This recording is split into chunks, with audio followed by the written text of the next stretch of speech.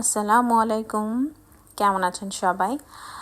আজকে আমি একটা হেলদি সালাদ রেসিপি দেখাবো।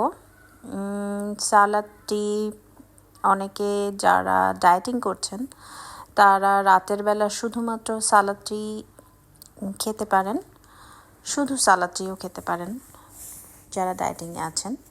সো সালাদটি তৈরি করতে প্রথমে নিয়েছি লাল পেঁয়াজ, তারপরে শসা কেটে নিয়েছি ছোট করে, আর তারপরে এর ভিতরে দিয়ে দিয়েছি আমি ছোলা আর কিডনি বিনস সিদ্ধ করে রেখেছিলাম, ওইগুলো দিলাম।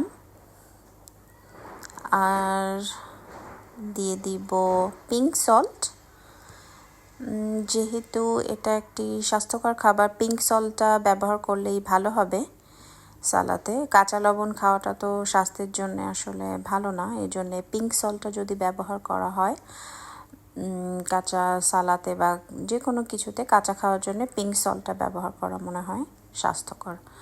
সো আমি পিঙ্ক সল্টটা দিয়েছি। এরপরে দিয়ে দিব টক দই,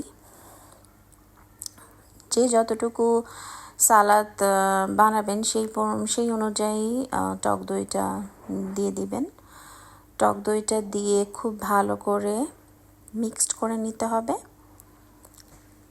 তারপরে এই সালাদটা রেডি হয়ে যাবে।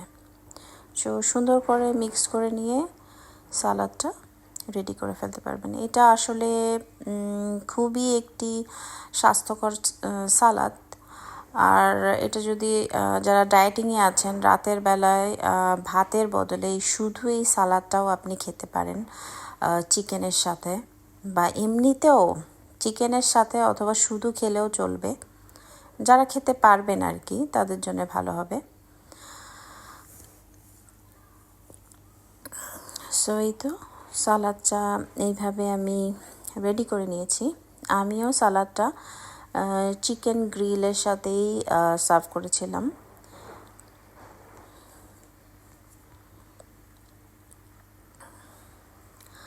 এরপরে আমি একটা আস্ত মুরগিকে আদা রসুনের পেস্ট এবং গ্রিলের যে মশলাটা ওইটা লাগিয়ে বেকিং করার জন্য ওভেনের ভিতরে দিয়ে দিয়েছিলাম 200 ডিগ্রিতে।